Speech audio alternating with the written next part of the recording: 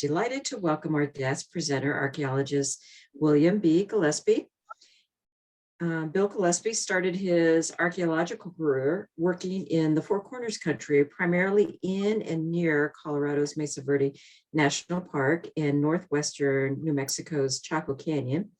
He received his bachelor's and master's degrees in anthropology from the University of Colorado at Boulder and participated in 6 field sessions in the Near East and Northeastern Africa, including excavating at the pre-pottery Neolithic site of Ain Ghazal. Is that correct, Bill? Yep.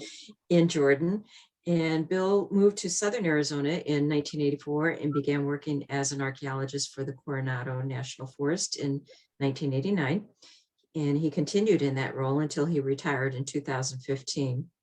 As forest archaeologist, he was responsible for overseeing the preservation and management of the numerous and varied heritage sites on the forest's 1.8 million acres.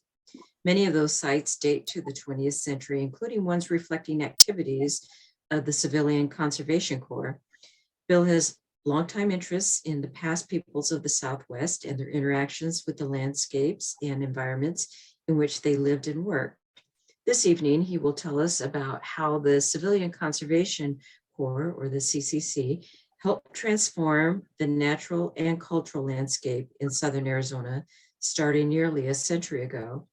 Please welcome this month's Third Thursday Food for Thought guest speaker, Bill Gillespie.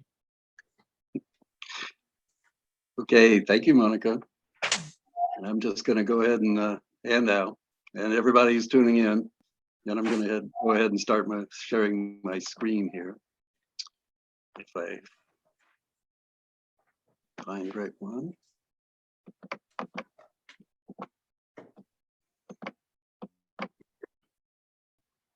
Okay, I like that introduction. I didn't know what you were going to say, but since you mentioned the Forest Service and the CCC, I don't have to go back through that much. But I will say that it's, the Civilian Conservation Corps is something I've been aware of most of my life. And back when I thought it's ridiculous to think of it as historic, but my attitude that way has changed quite a bit over the years. And it has evolved. And working in the Forest Service, I get exposed to a lot of the sites, and I've got this growing appreciation and recognition for just how much work the Civilian Conservation Corps. Okay. Sorry, I saw that start the video. Okay.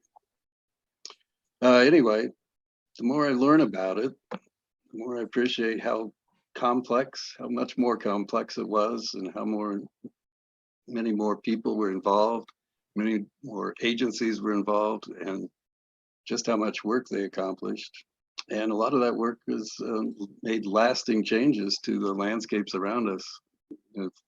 Living here in Tucson, and our urban environment has changed tremendously with a lot of growth, and there's no real recognition of the Civilian Conservation Corps in the urban areas. But get out of town to our surrounding deserts and forests and parks and mountains, and the landscape hasn't changed a whole lot since the CCC were working and modifying it.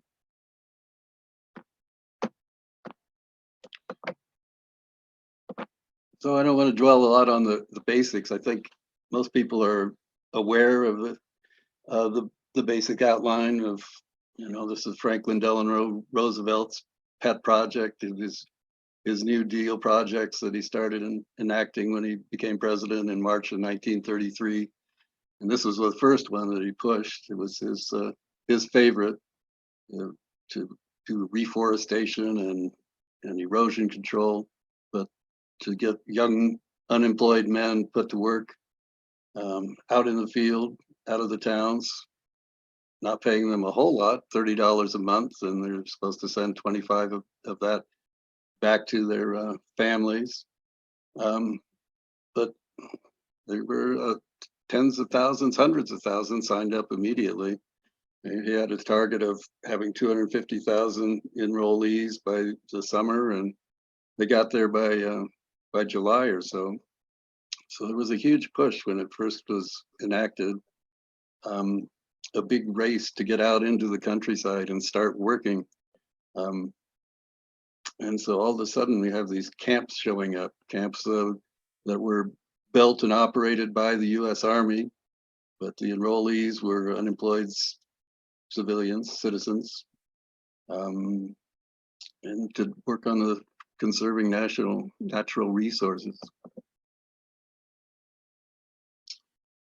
And love these group photos to just give a clue of what's going on. You can see a little bit of some of the people here. You can see the military guys, mainly Army reserves, were in charge of running the camp, but then you had civilian leaders that were in charge of the projects, mainly from agencies like the Forest Service, the Park Service, or the Soil Conservation Service.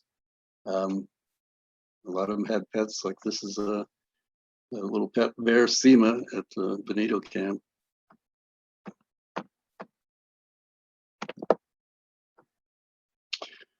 Group photos are great, but this is the more usual attire of guys going out in the field in their work shirts,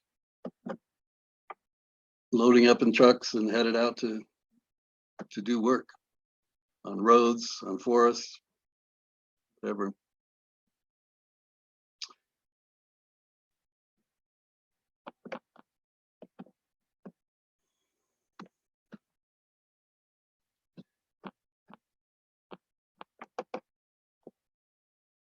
Forgive me, I'm trying to get my laser off of there.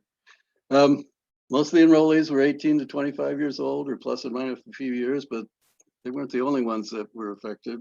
Almost as soon as the program was announced, they authorized hiring up to 24,000 or so veterans from World War I who were also out of work and needing things to do. And there were a number of these veteran camps that showed up in the Coronado and Crook National Forest right off. I like this sign at the list of all the varied activities they were doing, forest improvement, fire protection being huge ones, and road construction. This guy in the middle looks a little pale, but they fed these guys well and they all put on weight. Another group that benefited from the program was hiring local experienced men, or LEMs. It hired one, the target was like one for every 6 or so enrollees. So with like the Coronado Forest, where I'm most familiar, they had 5 camps that first summer of 1933 and hired almost 200 local men. So they're big impacts, obviously economic for the enrollees, for the local men, for the veterans, for the local businesses who were building camps and supplying camps, just all the way around, and big impacts for the agencies that were tapping into this new resource of having a huge labor pool to draw on, getting to accomplish more work projects than they ever anticipated, like 10 years worth in a year or so. I like this photo. And I noticed that intro, there was a picture of my name underneath this guy. I don't, that's not me. Any similarities are disavowed. But I like this Apache Dynamite Company from Benson, Arizona, and the guy doing all the dynamite work on the Reddington Pass Road. And we look around, like I say, get out of town, and everywhere you go, you see roads. I mean, thinking around in the forest and the national parks and the county parks that are in southeast Arizona, virtually all the roads that we drive on now, many of them were built by the CCC, and there are virtually none that have been built since that time. Almost all 1920s, 30s, 40s roads. And there's been very little new roads that have been improved, widened, made safer. But essentially, they're the same roads that were there in the 1930s. And things like recreation facilities, go out to the Saguaro National Park, Tucson Mountain District, and the old Tucson Mountain Park. And many of the facilities they built in the 1930s are still in use and have a much more appealing architectural style than most everything that's come since this time. And a lot of more major facilities, ranger stations, offices, visitor centers, fire facilities, lookouts and towers. So all in all, Southeast Arizona was something of a hotbed for the CCC. And I count up just about 40 different camps that were assigned numbers for, as a forest camp or a park camp, national park camp or state parks camp, SCS, grazing service. That's a lot. I think it's probably as dense or denser than almost anywhere else in the country. Forest Service, there are 15 different camps in the southeast corner of the state. But at the SCS, Soil Conservation Service, is even more, 22. There was just one straight national park one, but the National Park Service also administered the state parks and county parks and city parks, so there are 4 or 5 of those. So I'm going to start and go through and run through some of these things and what different agencies' priorities were, what they focused on, what they did, and what some of the effects are here. Again, I'm most familiar with the Coronado National Forest and the miscellaneous varied camps there. It started out with in 1913, that very first, 33, the very first summer, it was a big push to get on there. There were 6 to begin there, and expanded to 10 and was maxed out in the next period in 1933 to 34, and then kind of dropped off after that, but it averaged about 4 per year for the rest of the time, 4 at any time. These camps were not all occupied at the same time, and most of them were only partially. There's some that were pretty long lasting from the beginning, 1933, to the end, 1942. First one in southern Arizona to get there was the Peñalena Mountains, opening in May 1920, May 25th, which is only less than 2 months after the Congress passed the legislation authorizing the program, the Emergency Conservation Work Program. So all of that was going in a hurry. They were Department of Labor recruiting people, Department of War training people, and building camps. They got going before the camps even got there, so there are no barracks here, just World War I surplus tents. But they were going fast. These are all a bunch of guys from Texas who arrived in the train in Safford and got picked up in trucks and hauled up to the mountains and start working. But within a little bit of time, they start developing more substantial buildings, not terribly substantial, but a lot of board and batten, fairly flimsy construction of barracks and mess halls and kitchens. Sometimes they got even more substantial with adobe, especially if you had a bunch of veterans working and they built it themselves instead of relying on what was already there. So I threw this photo in from before the CCC, just to show this is pretty much the sum total of the staff of the Coronado National Forest before the CCC. So, this is 7 ranger districts worth of people. Got the forest supervisor, Fred Wynn, here. This is, early time before they had name tags, so people had numbers on their clothing. It's a joke.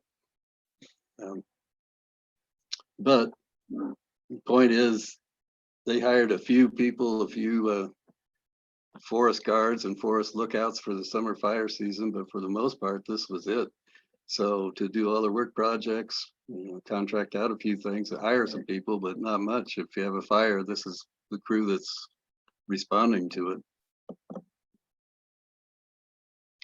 With the Forest Service, their first priority was true to FDR's guidelines of it being forest protection and restoration and protection.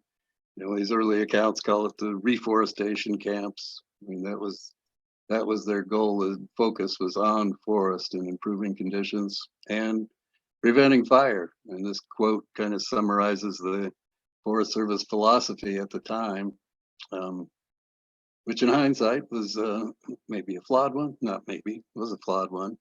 And fires are evil and need to be put out as quickly as possible. And with the CCC, all that labor force coming on, instead of having a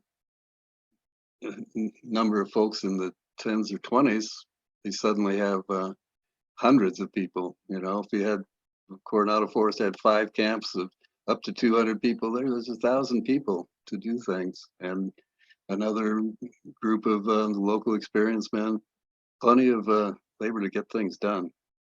So their first focus was on fire and prevention. So building new towers, it all came up, built the first summer in the Peñalena Mountains. They're like these guys, recruiting young guys to go out and stomp on fires. You can get to wear an early jetpack. I was thinking about this from, we had a big fire in the Santa Catalina Mountains here a few years ago. And just as reading through old newspaper accounts and noticed this juxtaposition of what happens when we had a lightning strike back in the 1937 and send out how many, 12 guys from local Randolph Park CCC camp. They got there 8 p.m., had the fire out by midnight, and caused by lightning. 2020, little lightning strike in the same place in Push Ridge, and 6 weeks later, over 1,000 people working on it, 120,000 acres burned, $37 million expended, and then it was contained when the rain started. So a big difference, and some of that difference is one of the effects, one of those landscape transformations of these folks were so good at suppressing fires, detecting fires, preventing fires, that it was built up. And they, not blaming the CCCs alone for that, but that was the one time they were the most diligent, probably in any time in the 20th century. They were take great deal of pride of it. That first year, they said that the fire acreage burn was like 15% of what it was the previous year. The Forest Service not only hired CC folks to build things, but to put them out, respond to them, but they were staffing the lookouts too. So it was quite the focus, and it had these consequences, sometimes unintended consequences. Legacy is still continuing, and not all positive. Here's an example. Here are 3 of these L4 lookout houses. This one in Chiricahua National Monument is still standing, but these 2 on the Coronado Forest both burned down within 1 day of each other in 2011. These were not built by the CCCs. The CCCs did the rock work, the trails, and improved them quite a bit. They were already been standing a couple of years. But when I started working with the Forest Service here, we had 5 of these lookout houses, and now it's down to 1 total. And they've all burned in the past 20, 30 years. And again, that's the legacy of effective fire suppression throughout most of the 20th century. So the other big emphasis for the Forest Service in Southern Arizona was building roads. And again, that's tied in with fire protection, making places more accessible, easier to get to anywhere in the forest more quickly. They weren't just totally focused on fire. It was also so for its transportation and general and recreation. But again, they built a lot of roads right off from the start. And most of the roads we have in the forest that go from one side to the other across the Chiricahua Mountains or the Peloncillo Mountains or the Huachucas or the Santa Ritas, and up into Pinaleños were built by the CCC.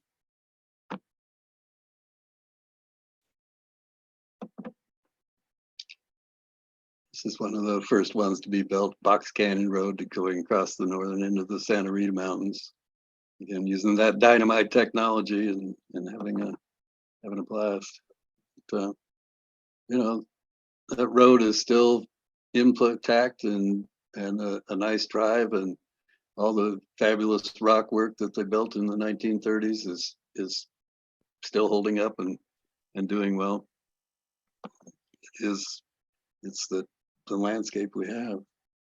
Another thing, they took advantage of having all that extra labor is building administrative facilities, new ranger stations, new dwellings, a number throughout the forest, down in the desert, doing it out of adobe, up high in the mountains, doing log cabins, rock work in some places. But when they had the opportunity and had all this labor, they thought of things to do and started doing them. Also did quite a bit with recreation. Sabino Canyon's a good example. And most of the campgrounds and picnic grounds in the forest now got their start at that time. This one I like, this little kids table, miniature version with the rock masonry pillars and the poured concrete tabletops. And some funky things like quirky toilets and they call Moses stones, of getting a boulder and drilling out for water lines, so a faucet coming out. A few of these in the Tucson Mountains, in the Tucson Mountain Park. Another group that never gets much attention. I didn't know about it for a long time, and then finally hear things, and it's just like, oh yeah, there was this CCCID or Indian Division, and it existed too, but it's usually relegated to a footnote or the last chapter in something. But it was huge, and it was early, and the impacts there were probably even greater than the enrollees, or equivalent or something. There's some numbers that really kind of shocked me when I first saw them. Is that first summer, 1933, when they tabulated the hirings that they'd had of Arizona people, they brought in a lot of Texans and Oklahomans too. But 1,187 Indians, 5,484 in Arizona. I mean, there more Native Americans were hired that first year than anybody else put together. And these folks, for the most part, unemployment always high, but a lot of them never been employed in any wage earning capacity at all. So it was a massive change, sometimes disruptive, not all positive, but it had a big impact on folks, including in what was then the Papago Indian Reservation, Santa Vir, Tohono O'odham. And overall, for the whole decade of the CCC, you can still see there were more Arizona Native Americans hired than junior enrollees.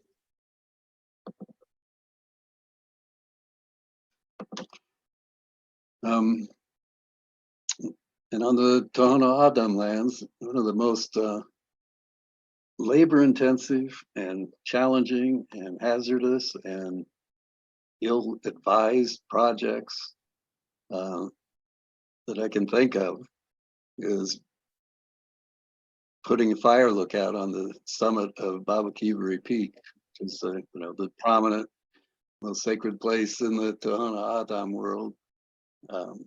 They started out by building this main road wasn't that wide, of course, at the time, from near Tapawa to built a camp in the valley behind here, Baba Kiwi Camp or Camp Babo, where they had 50 to 100 Native folks working.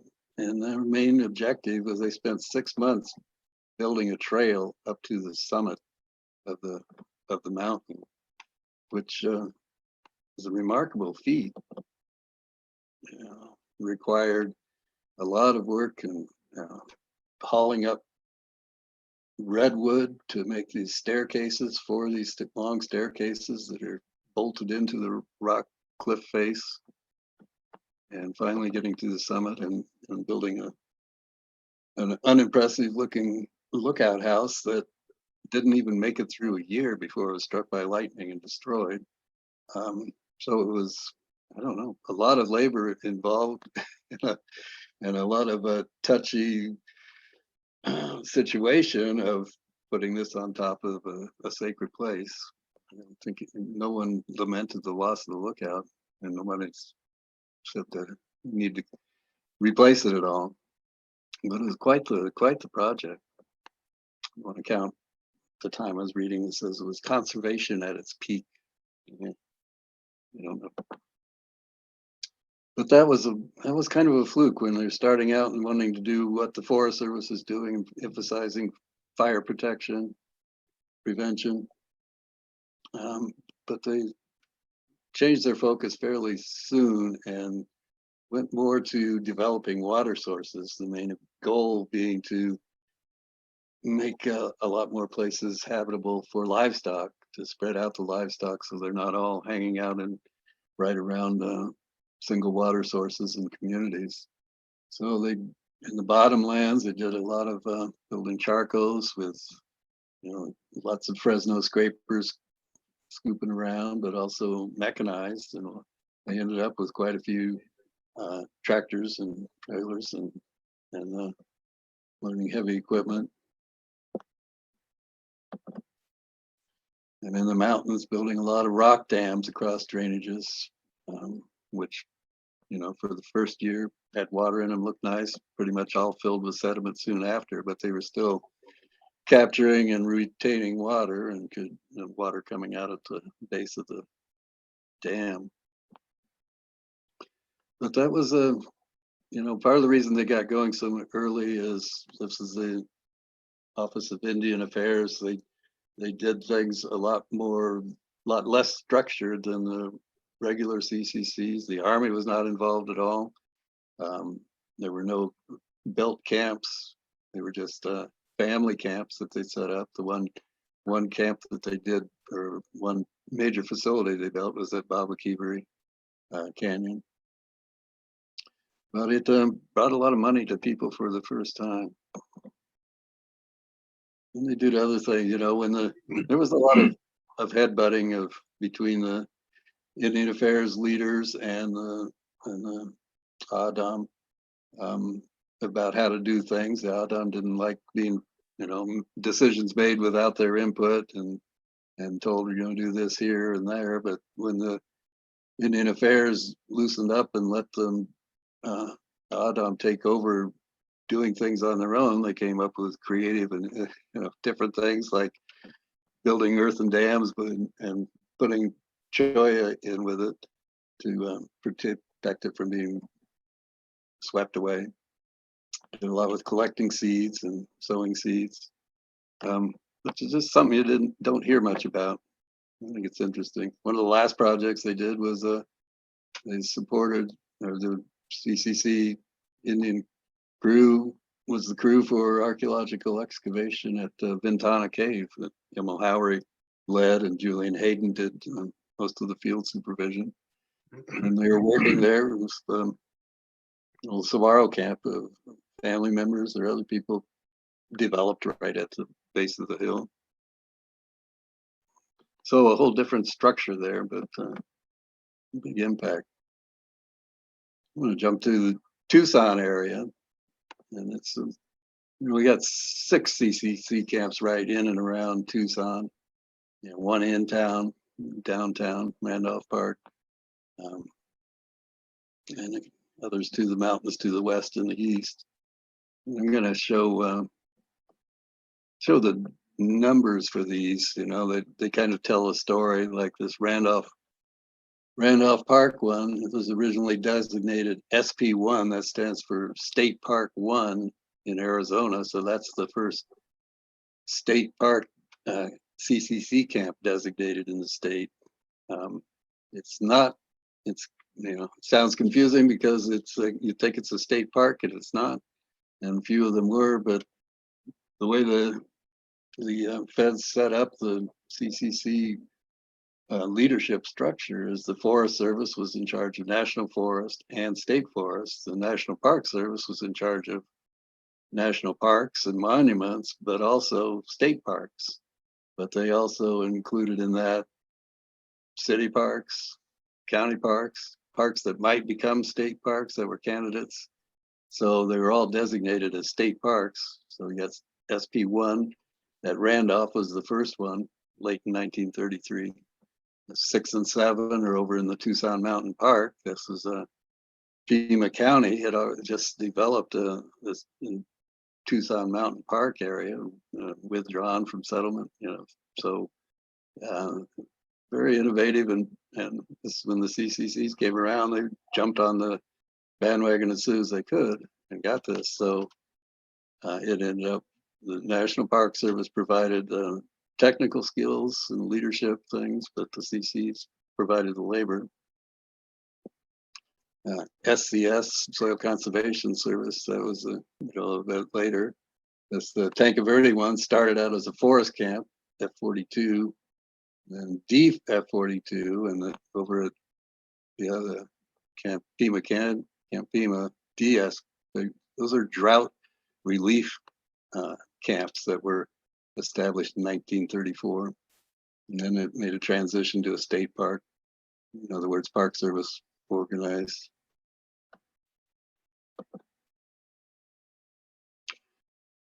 Here's an aerial view of the Randolph Park camp. Those of you that know Tucson, this is the ball field that's now High Corbett Field. High Corbett got it started, but they didn't name it after him until then. And then immediately next to it on the south side is the CCC camp. And they were doing things like bridle trails around and planting cactus. This is Arroyo Chico, but also doing erosion control. It's not somebody's thumbprint on a photograph. There's the Randolph golf course up in the upper right. And if you know Randolph Park now or Reed Park, there's all these big lovely trees and things, but you know, you forget that it was just creosote desert back then, and things hadn't taken off yet. So they worked a lot on getting that landscape or on the vegetation going, and it's taken off. Mentioned Tucson Mountain Park. This is Pima County's. I think they're way ahead of their time in doing this. They established it in the mountains, Tucson Mountains, west of Tucson. And the Park Service, National Park Service, oversaw the CCC projects there, but they brought their own notion. They hired some local folks for touch, like having a saguaro rib theme for their signs and some of the construction. There's a map of the overall the Tucson Mountain Park of the Pima County at the time. Just zoom in on the north half. We had a great tour there with Old Pueblo with Ron Beckwith last weekend. It was fun to visit some of these places. You know, a lot of the campgrounds or the picnic areas are very little change from when they were built in the 30s. This is Camp Pima, the main camp there. The other one didn't last very long. But here's the aerial views of those two Tucson Mountain CCC camps. And they did this really attractive this National Park Service rustic style of rock masonry, but paying attention to the natural environment and having it fit in better, seemingly coming out of the earth and being compatible with the local thing, the saguaro theme. You can see Got saguaro ribs encasing the pillars on the pilars on this Ramada. And odd little details like, rock buttressing or skirting out and big rocks at the bottom and little one. And that's a restroom we'd be proud of. In 1934, when they did the drought relief program, they converted the camp to a drought camp, and they changed their focus for a while to erosion control, building dams and things, but they continued to the recreation and got back to the recreation, and that was the main focus. It was developing the infrastructure, the roads, trails, and picnic areas for the park. And then ironically, 30 years later, so they inherited the north half of the Tucson Mountain Park, and it's now the Saguaro National Park. Pima County had another, oh no, sorry, got ahead there. This is one of the last projects they did was develop park headquarters for there. Local architect Frederick Eastman did these plans, and they built it, and they recognized this is still the entrance for the Arizona Sonoran Desert Museum, and the building's a bug room on one side and gift shop on the other now. But it was the Tucson Mountain House, or the Mountain House, and it was the headquarters for Tucson Mountain Park before the county decided to convert it to the museum. Tucson County also had another park on the southeast side of town, and a colossal cave, and they had a big project there of developing the facility there, visitors for the cave, both underground and above ground. Same architect, Frederick Eastman, did the headquarters and visitor center. This massive rock masonry construction, but still kind of blending in with the hillside.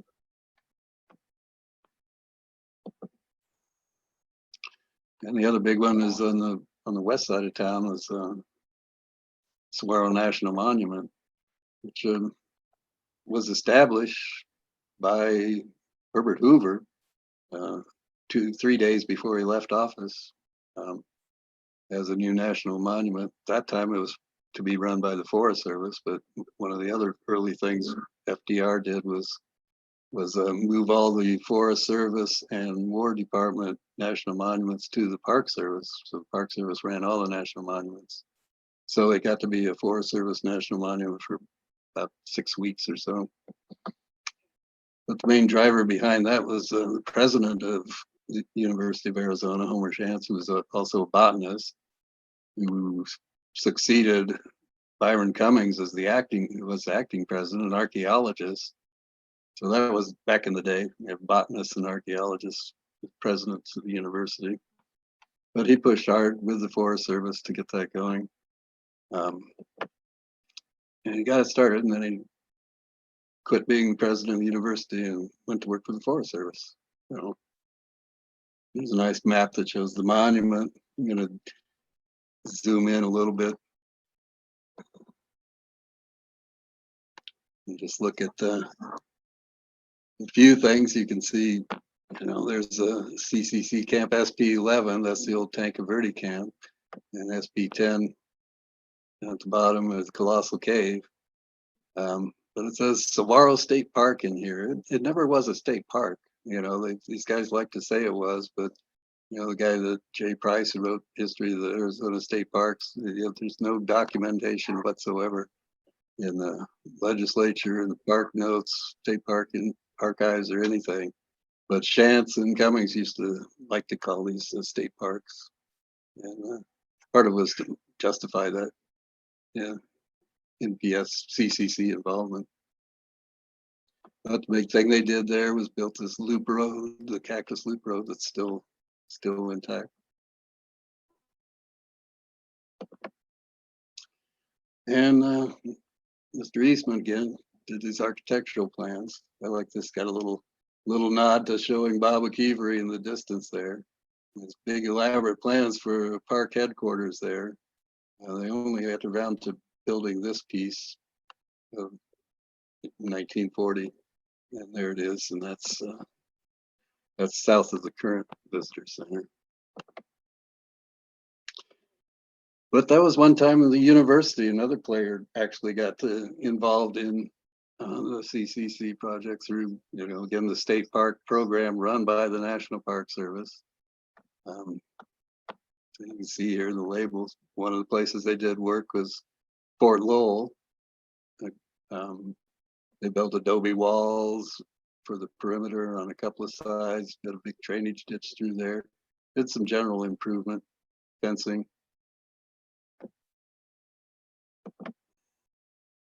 Did adobes. You can see the fort ruins in the background, or decomposing adobe walls, but they were just building walls for perimeter of the area in the park. And they even went down to like Tumacacori and worked there and did the courtyard garden pathways, a bunch of work. And archaeology. There's not a lot of archaeology done by the CCC in southern Arizona. You mentioned Ventana Cave, and that was late in the game, and also pretty late was working at University Indian Ruin. First, they built facilities for caretaker and such, and then had Julian Hayden, who'd already done CCC work at Pueblo Grande, and to run a crew there of guys from Pennsylvania that were at Randolph Park Camp.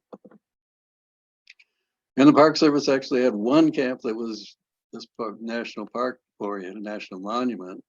There weren't a whole lot of national monuments to begin with. They, the monument guys and Frank Pinkley went to the Civil Works Administration to begin with, and it didn't last very long.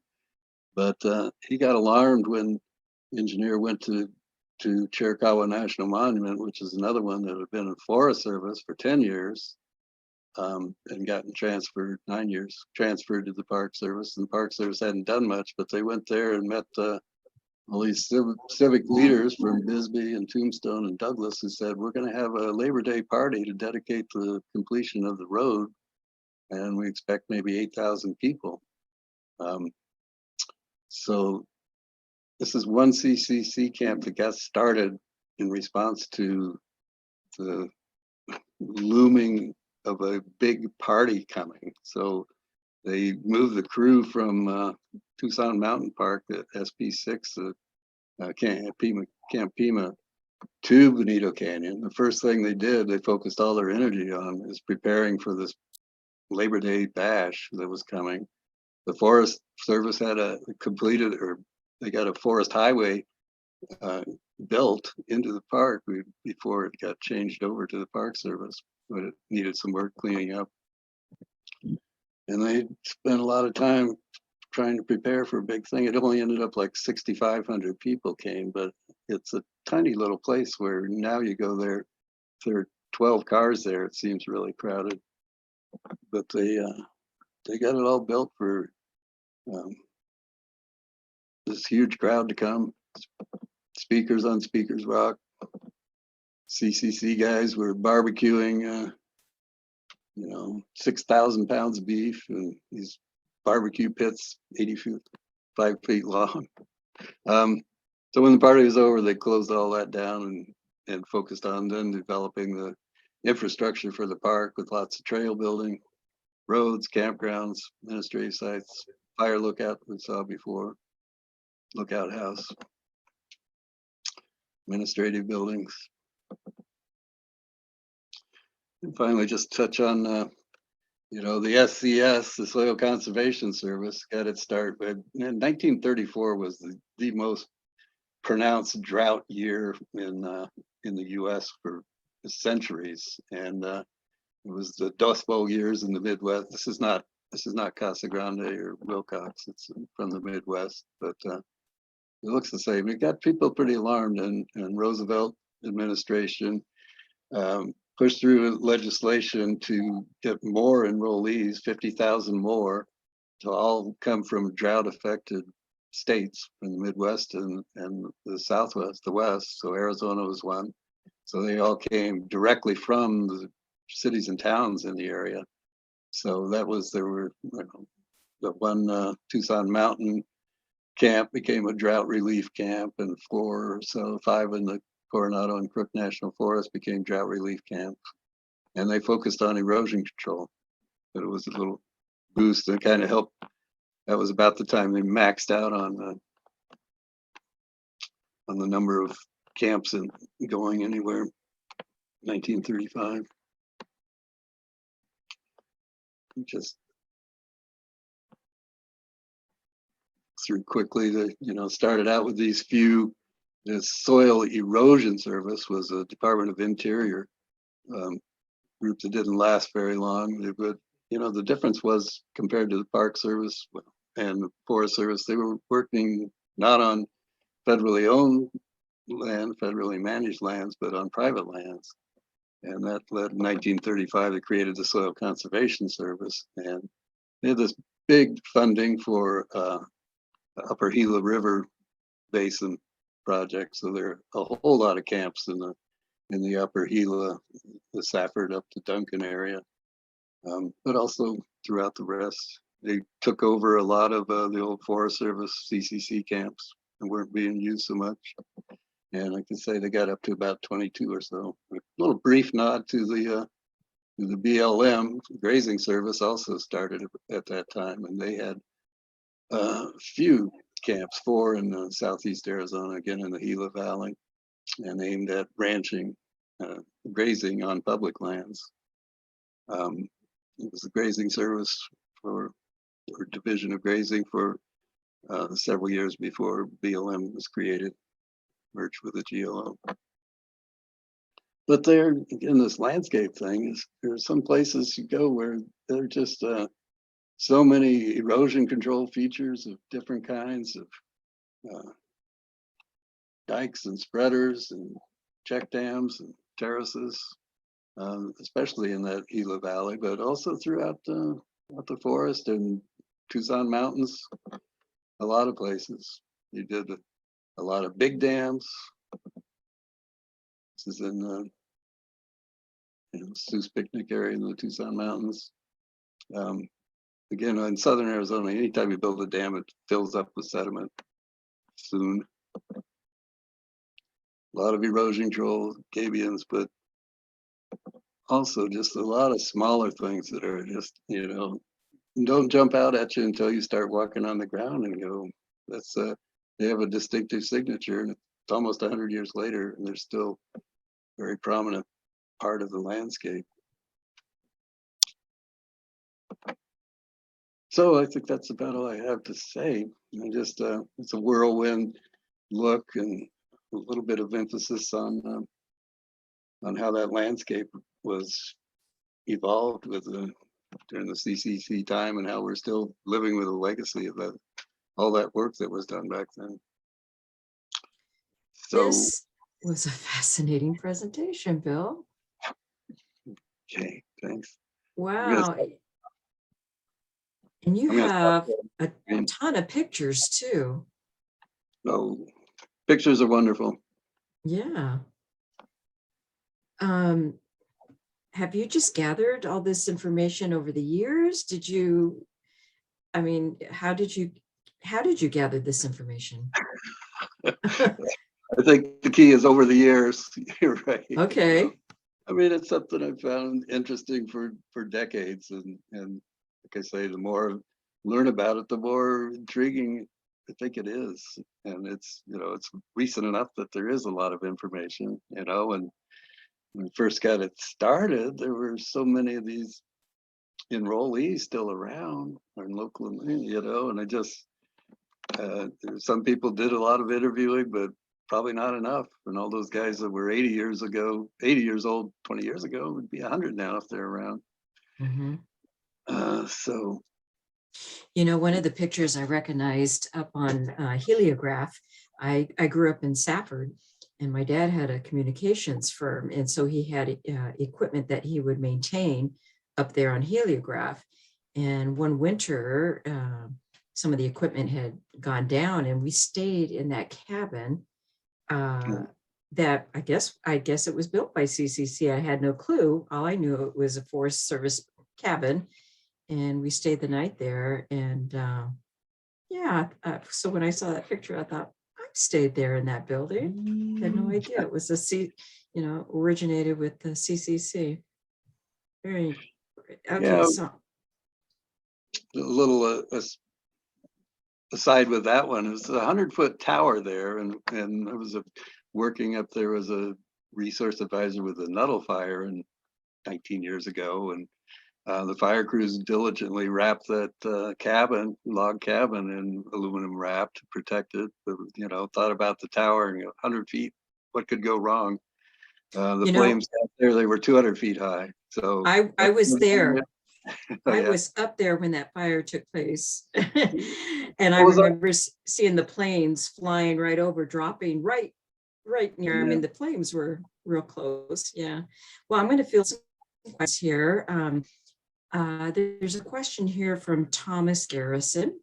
And he says, in my study about World War II, I read that the military felt the CCC provided men with deep experience in leading small groups who then became very good small unit non-commissioned office leaders. Any comment for that? Oh yeah, that's one of the impacts I didn't mention, but it was a lot of it ended up being preparation for World War II in the military, because it was so many of these guys were getting this job, but it was in a military structure and barracks and time frames and taking orders and living in a bunkhouse and working a strict schedule. So it was good, and a lot of those guys did become officers. That's why the CCC kind of terminated in 1942 with the beginning of the war, because so many of the leaders were off in the military doing other things. But a lot of the enrollees ended up in the military. Another question that Jan Elster is asking, any records about if CCC enrollees used the skills they acquired while in CCC after they returned home? Oh, sure. Absolutely. There's so many accounts from and people's experiences were overwhelmingly positive, not exclusively, but so many of these guys talk about the skills they learned there. Heavy equipment, operating, technical things, blasting, clerk skills. It didn't mention a lot of big component of it was education. So not only were they given room and board and a job, but there were educational opportunities there, both technical and more general. Catherine Cameron asks, she first comments that this was a great talk, and she says, is the trail up to Baba Kiveri still there, or was it taken down when the lookout burned? It's not really passable. Well, it's a technical climbing now. I haven't been up there, but when the stairways fell apart, it became barely accessible, or only accessible to climbing. Hi, Kathy. Kathy worked on the CCC with the forests here in the 1980s and did a great job of finding and recording, documenting all these camps, and actually talking to a lot of the folks that were still around. Oh, well, I'm glad she was able to join us. Wendy has a comment. She said, this is a really cool presentation. Where can we learn more about the CCC ID? Oh, well, yeah, that's a tough one, because there's not a lot. The best work that I know of, there was a guy named Peter Booth who went to school at the U of A and got his master's degree and wrote about the CCC ID, and then he did his dissertation at Purdue and followed up on that. But he's written a couple of articles, one in the Journal of Arizona History back in the day, and another one in some compiled volume that I don't remember the title of. I put a couple of those in the chat. And let's see, there are a lot of thanks to you, a lot of very positive remarks, very excellent. Thanks, Bill. These come from Stephen Buck, Pat Weedoff, Neil Harry. Yeah. Yeah, Trish and Durango, very interesting program. Thanks. Scott O'Mac, Kathy McCloskey. Thank you very much for sponsoring a very informative program. And Sally Clement, thanks for telling us how much the CCC did here in southwestern Arizona. I ditto to that. Alita, great presentation. Melinda, did that 100-foot tower survive the fire since it couldn't be wrapped in the protective covering? It survived, but the floor burned, and there was an Osborne firefinder. I thought I had that photo of the Sugarloaf Lookout. You could see the Osborne firefinder there, and there was one up in that heliograph tower, and it ended up all the way on the ground, just fell down in to replace the floor. So it's been repaired. Mm-hmm. So Alan put here in the chat some CCC references that he had found. So you can take a look at those references. There's several there. Yeah, lots of them there. Neil. I'm not sure what Neil is saying. The inn. AJ says, great details with photos. Love the Chiricahua Maasai Point Road story. Thank you. Neil, the Images of America series has an issue on the CCC in Arizona. Yeah, there's a really good book by Robert Archard and Sharon Hunt on this in the Arcadia series. I think that's the same one. Mm-hmm. But it's really good. Wendy sends her thanks. Jim O'Connor, Alan, would you please send these references to our email? Okay, so Jim is asking about that, and it looks like there's another question. Robert, my home is in a section adjacent to Saguaro West that features stone check dams and retaining walls. The area was allegedly developed by CCC, but then traded to Mr. Diamond for another property at the end of Sunset Road. Thoughts?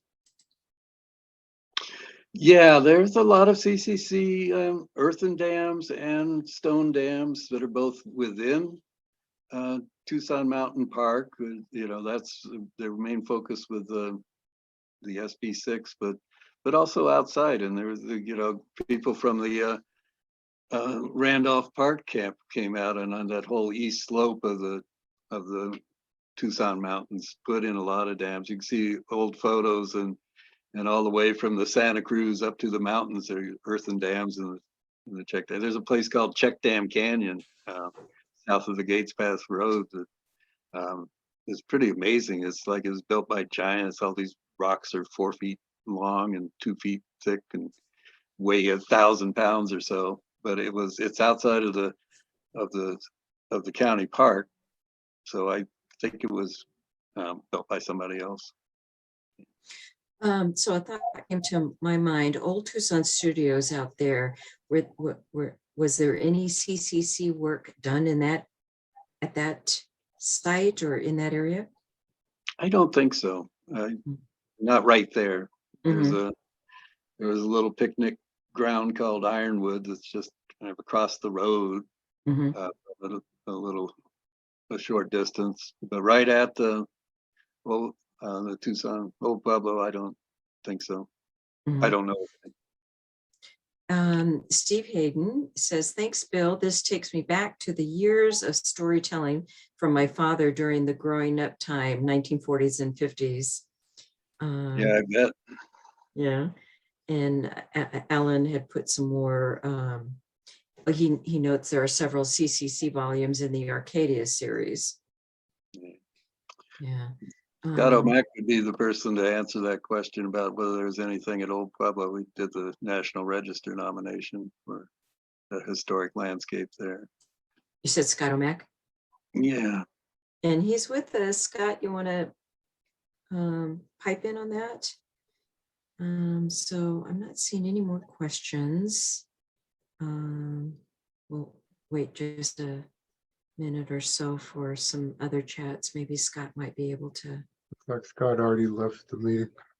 It looks like he left. Okay. Yeah, I don't see his name here. Okay, so it looks like that's it for chats. I think I got it all covered in questions. Well, we can start closing up for now. One other so- question, Monica. Putting it in the chat right now. Oh, okay. Were their CC camps segregated? Oh, Good yeah, question. yeah.